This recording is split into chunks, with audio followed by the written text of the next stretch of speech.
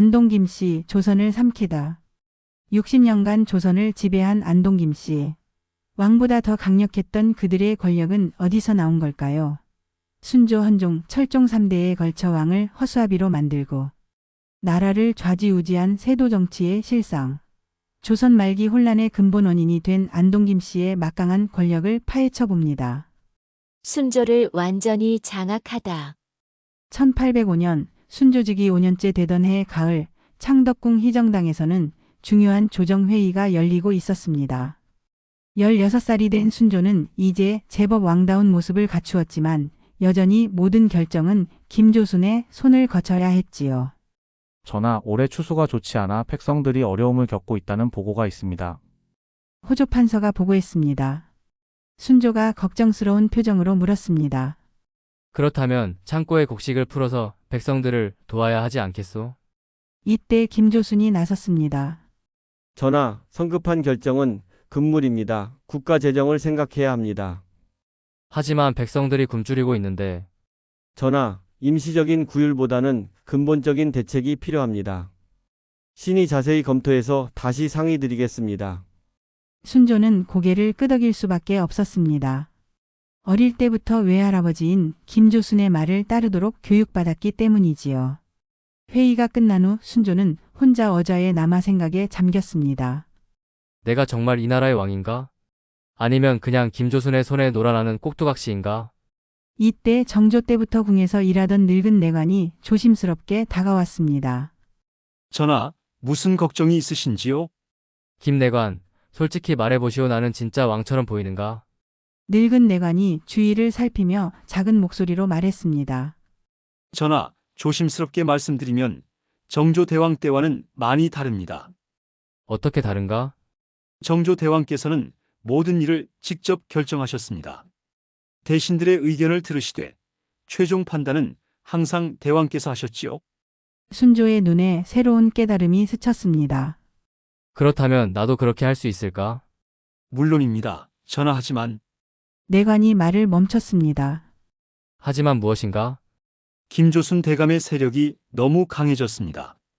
조정의 모든 주요 관직이 안동 김씨나 그들과 가까운 사람들로 채워져 있습니다. 한편 김조순의 저택에서는 안동 김씨 일족의 정기 모임이 열리고 있었습니다. 이제 김조순은 60세가 넘었지만 여전히 카리스마가 넘쳤지요. 이제 우리의 기반이 완전히 다져졌다. 김조순이 만족스럽게 말했습니다. 순조 전하도 우리 말씀을 잘 따르시고 조정의 주요 관직도 모두 우리 사람들이다. 김조순의 조카 김유근이 물었습니다. 하지만 전하께서 성장하시면서 점점 독립적인 생각을 하시는 것 같습니다. 어떻게 해야 할까요? 김조순이 냉정하게 답했습니다. 그래서 더욱 조심해야 한다. 전하께서 우리 없이는 아무것도 할 수 없다는 것을 계속 느끼게 해드려야 한다. 구체적으로 어떤 방법으로요? 모든 정보를 우리가 통제하는 것이다. 전하께서 직접 듣는 정보는 우리가 걸러낸 것만 전달되도록 해야 한다. 실제로 김조순의 전략은 매우 치밀했습니다. 순조가 접하는 모든 정보는 김조순이나 그의 측근들을 거쳐야 했고 다른 관점의 의견은 아예 차단되었지요. 며칠 후 순조는 우연히 궁 밖에서 일어나는 일들에 대해 알게 되었습니다. 몰래 궁을 빠져나간 것이 아니라 우연히 궁녀들의 대화를 들은 것이었지요. 요즘 밖에서는 세금이 너무 무겁다고 백성들이 원망한다던데. 김조순 일가가 너무 많은 돈을 걷어들인다는 소문도 있어. 순조는 충격을 받았습니다. 자신이 알고 있던 것과는 완전히 다른 이야기였거든요. 다음 날 순조는 김조순에게 직접 물었습니다. 좌의정, 요즘 백성들이 세금 때문에 어려워한다는 것이 사실인가? 김조순이 당황하지 않고 답했습니다. 전하, 그런 소문은 일부 불만 세력들이 퍼뜨리는 것입니다. 실제로는 국정이 안정되어 있습니다. 하지만 내가 직접 들은 것은 전하, 궁 안의 소문들을 너무 믿으시면 안 됩니다. 정확한 정보는 신들이 정리해서 올려드리겠습니다. 순조는 더 이상 말할 수 없었습니다. 어릴 때부터 김조순의 말에 반박하지 않도록 교육받았기 때문이지요. 그날 밤 순조는 깊은 고민에 빠졌습니다. 나는 정말 이 나라의 왕인가? 아니면 김조순의 꼭두각시인가? 하지만 현실은 냉혹했습니다. 조정의 모든 힘이 김조순에게 집중되어 있었고 순조 혼자의 힘으로는 어쩔 수 없는 상황이었거든요. 딸들을 왕비로 보내는 전략. 1802년 순조가 13세가 되던 해 김조순은 자신의 장기적 계획을 실행에 옮겼습니다. 바로 자신의 딸을 순조의 왕비로 만드는 것이었지요. 이미 세자빈이었던 딸이 이제 정식으로 왕비가 되는 순간이었습니다. 창덕궁 대조전에서 왕비 책봉 의식이 거행되었습니다. 김조순의 딸인 김씨가 순원왕으로 책봉되는 역사적인 순간이었지요. 이제 우리 김씨가 정식 왕비가 되었다. 김조순이 속으로 만족해했습니다. 이것으로 안동 김씨와 왕실의 혈연관계가 더욱 공고해졌다. 하지만 김조순의 계획은 여기서 끝나지 않았습니다. 그는 더 장기적인 비전을 가지고 있었거든요. 몇 년 후인 1809년 김조순은 일족들과 중요한 회의를 했습니다. 순조 전하와 우리 딸 사이에서 아들이 태어나면 그 아이가 다음 왕이 될 것이다. 김조순이 말했습니다. 그렇게 되면 우리는 두 대에 걸쳐 외척이 되는 것이다. 김유근이 감탄하며 말했습니다. 정말 치밀한 계획이십니다. 하지만 만약 아들이 아니라 딸만 태어난다면 어떻게 하시겠습니까? 그럴 때를 대비해서 다른 딸들도 준비해 두어야 한다. 김조순이 답했습니다. 내 다른 딸들이나 조카딸들을 다음 왕의 왕비로 만들면 된다. 실제로 김조순은 여러 딸들을 전략적으로 활용했습니다. 순원 왕후가 된 딸 외에도 다른 딸들을 궁중의 중요한 위치에 배치했지요. 1827년 순조의 아들인 효명세자가 갑작스럽게 세상을 떠났습니다. 이때 김조순은 이미 세상을 떠난 상태였지만 그의 후계자들은 여전히 같은 전략을 구사했지요. 효명세자의 아들인 원자가 어린 나이에 왕위 계승자가 되었을 때 안동 김씨는 또다시 기회를 포착했습니다. 이제 새로운 왕비를 정해야 한다. 김조순의 아들 김유근이 말했습니다.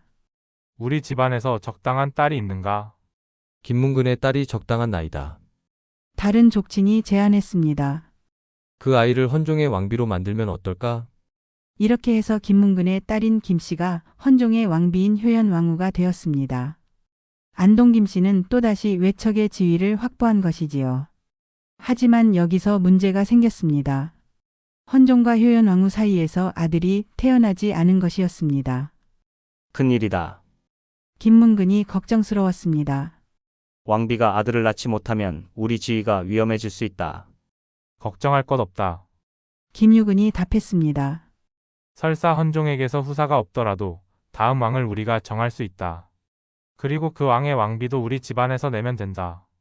실제로 1849년 헌종이 후사 없이 승하하자 안동 김씨는 강화도령 훗날 철종을 왕으로 옹립했습니다. 그리고 김문근의 또 다른 딸을 철종의 왕비로 만들었지요. 이것으로 우리는 3대에 걸쳐 연속으로 왕비를 배출한 가문이 되었다. 김문근이 자랑스럽게 말했습니다.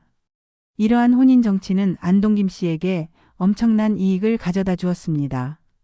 왕비의 아버지나 형제는 자동으로 국가의 최고 권력자가 되었고 온갖 이권을 독점할 수 있었거든요. 예를 들어 왕비 간택 과정에서부터 막대한 돈이 오갔습니다. 후보자 가문들이 안동 김씨에게 뇌물을 바쳤고 선정된 가문은 평생 안동 김씨에게 충성을 다해야 했지요. 또한 왕실의 각종 행사와 의식에서도 안동 김씨가 주도권을 잡았습니다. 왕비의 친정이라는 이유로 모든 중요한 결정에 개입할 수 있었거든요. 우리가 왕비를 배출했으니 왕실의 모든 일에 우리 의견이 반영되어야 한다. 김문근이 다른 대신들에게 말했습니다. 이런 식으로 안동 김씨는 혼인을 통해 왕실을 완전히 자신들의 영향력 아래 두었습니다. 왕은 명목상의 존재일 뿐 실제 권력은 왕비의 친정인 안동 김씨가 쥐고 있었던 것이지요. 백성들도 이런 상황을 잘 알고 있었습니다. 임금님보다 김씨들이 더 높은 것 같다. 왕비 아버지가 나라를 다스리는 게 아닌가? 안동 김씨가 아니면 높은 벼슬을 할 수 없다더라. 순조, 헌종, 철종을 다루는 법. 안동 김씨가 60년간 권력을 유지할 수 있었던 비결은 바로 각기 다른 성격의 왕들을 상황에 맞게 조종하는 뛰어난 능력에 있었습니다. 순조, 헌종, 철종 세 왕은 모두 다른 성격이었지만 안동 김씨는 각각에게 맞는 통제 방법을 사용했지요. 먼저 순조의 경우 어린 나이에 즉위했기 때문에 교육을 통한 조종이 가능했습니다.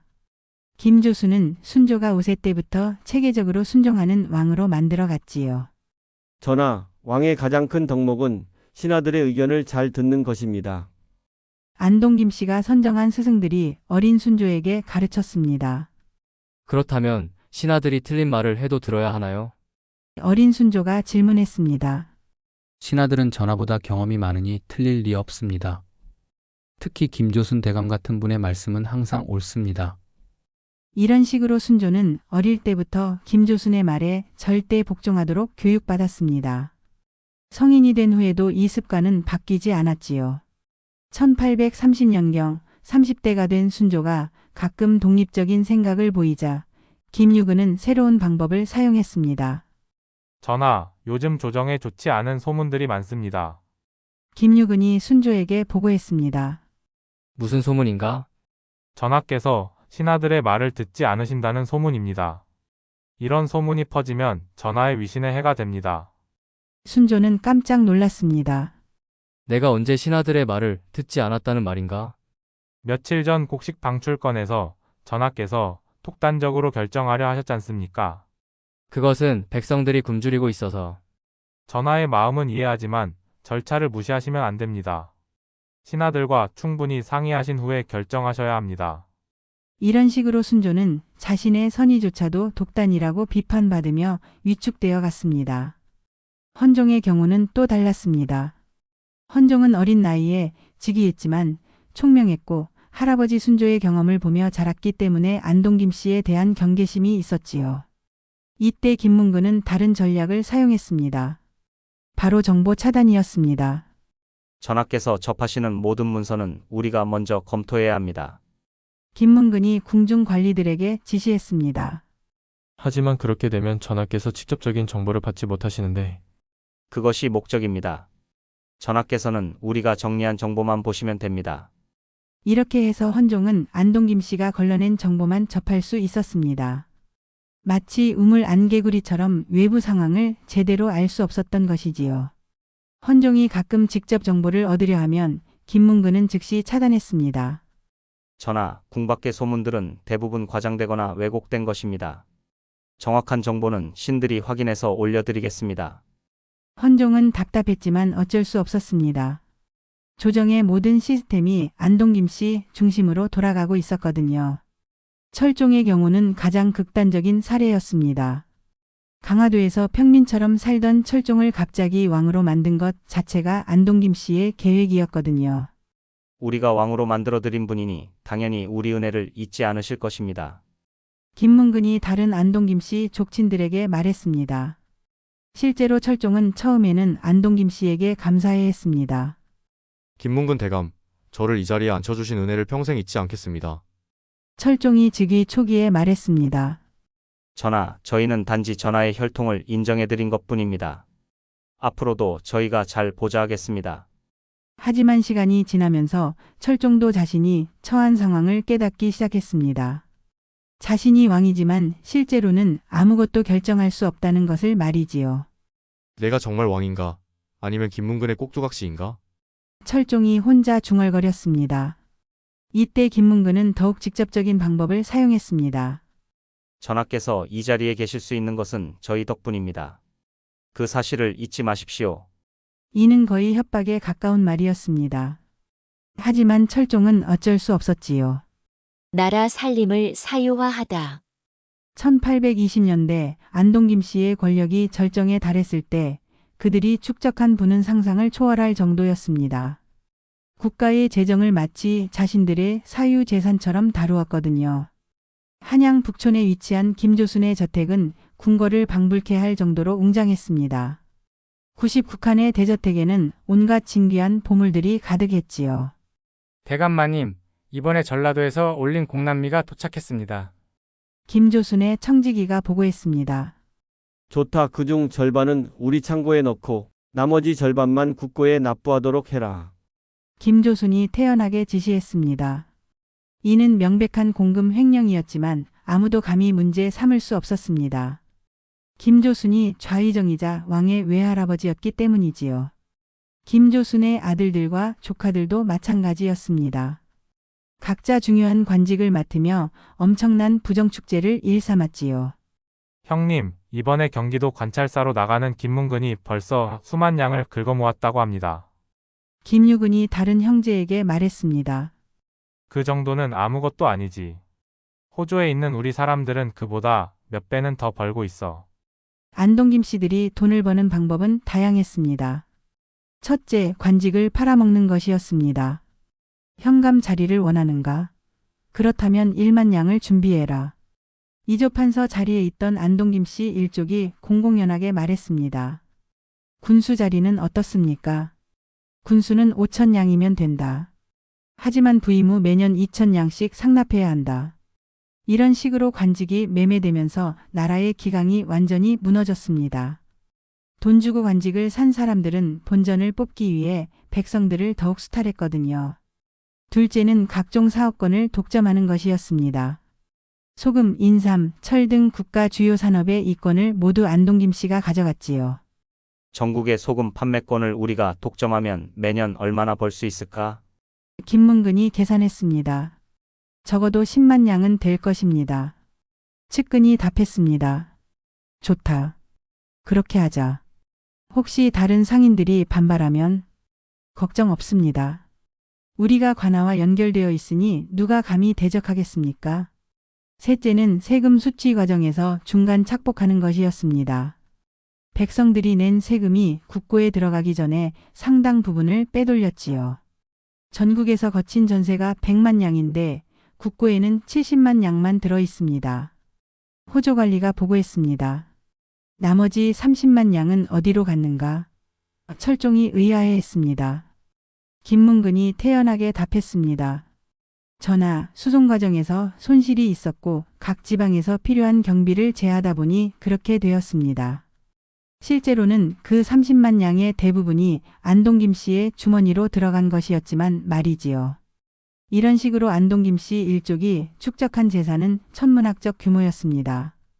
김조순 한 사람의 재산만으로도 국가 예산의 몇 년치에 해당했을 정도였지요. 반면 국가 재정은 점점 악화되어 갔습니다. 안동김 씨가 빼돌린 돈이 너무 많았기 때문입니다.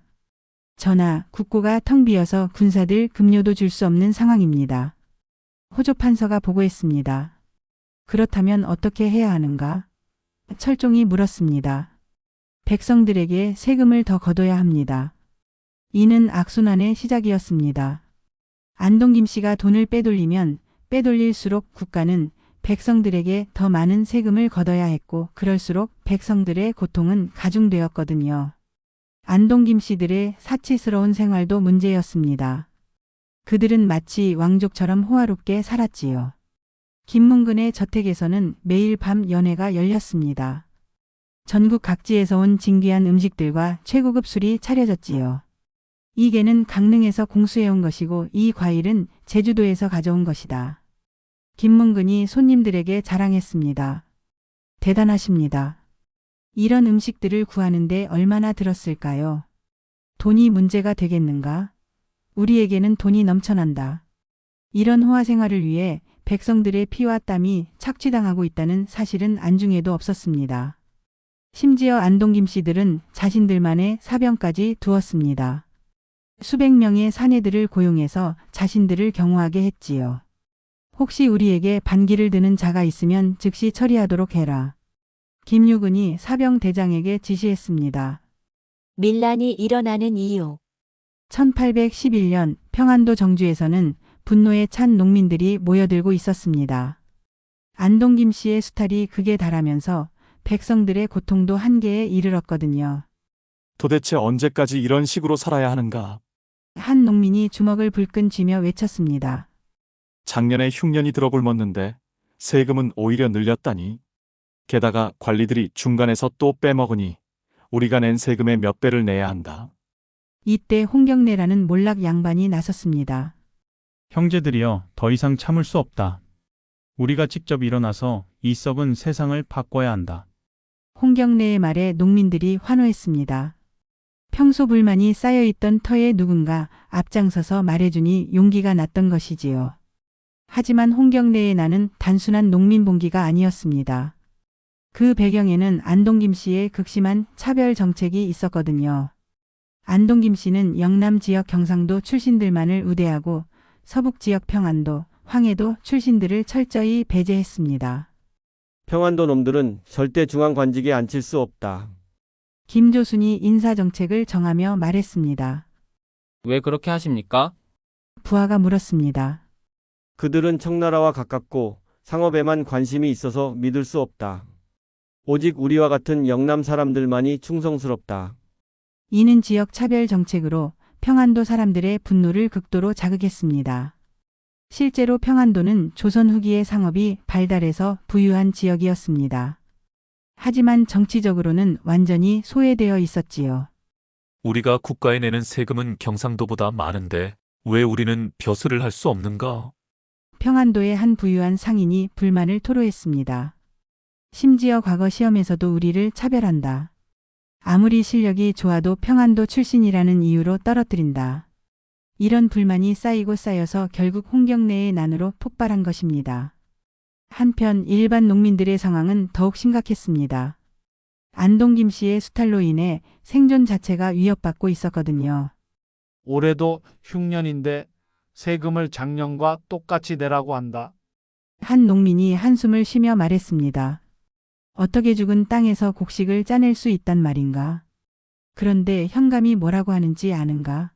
안동김씨 어른들께서 정하신 것이니 어쩔 수 없다고 한다. 결국 우리는 굶어 죽든지 아니면 일어나서 싸우든지 둘 중 하나다.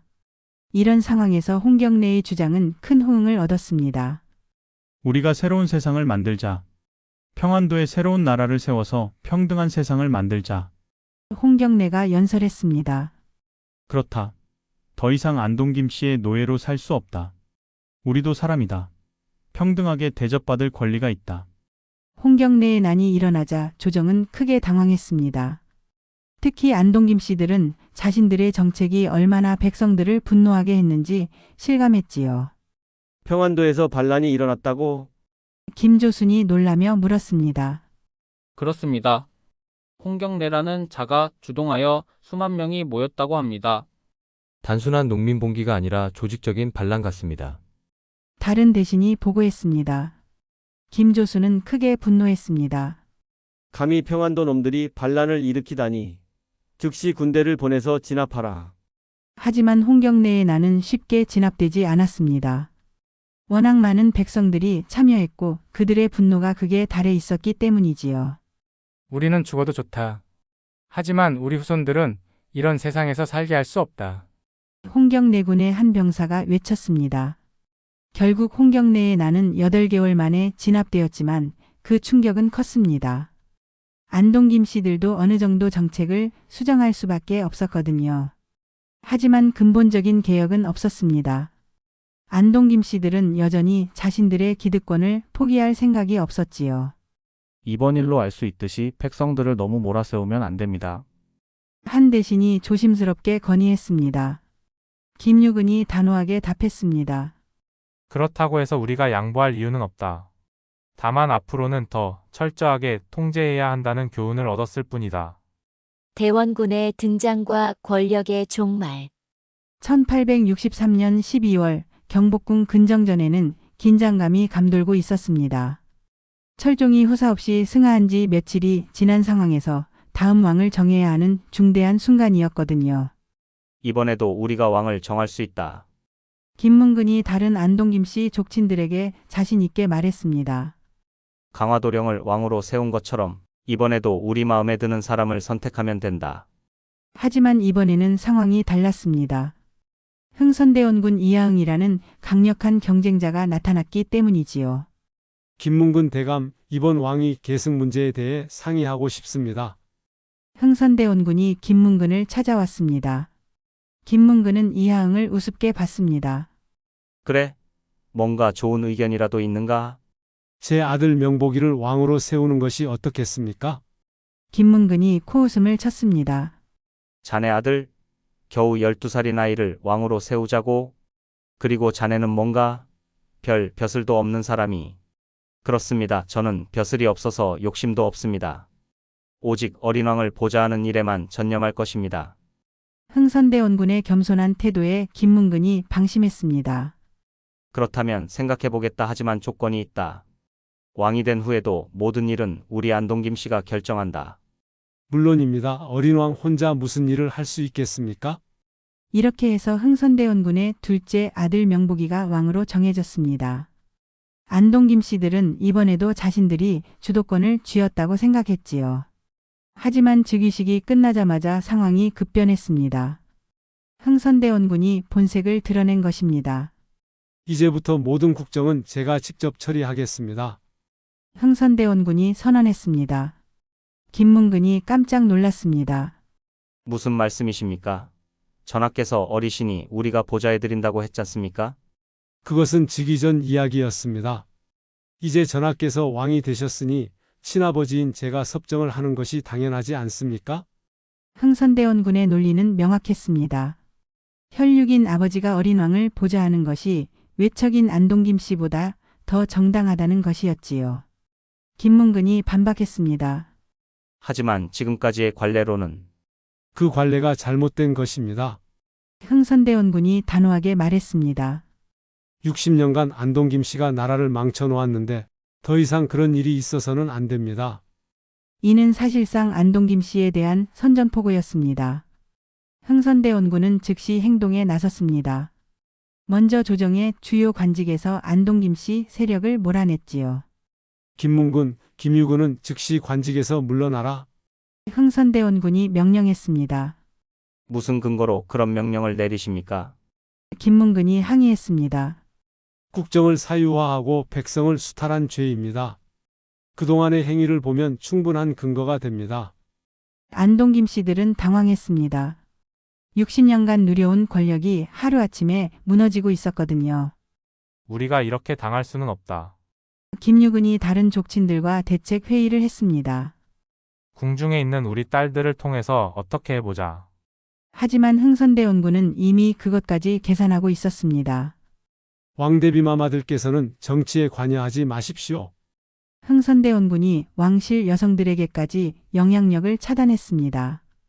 감히 우리에게 이런 식으로 대하다니.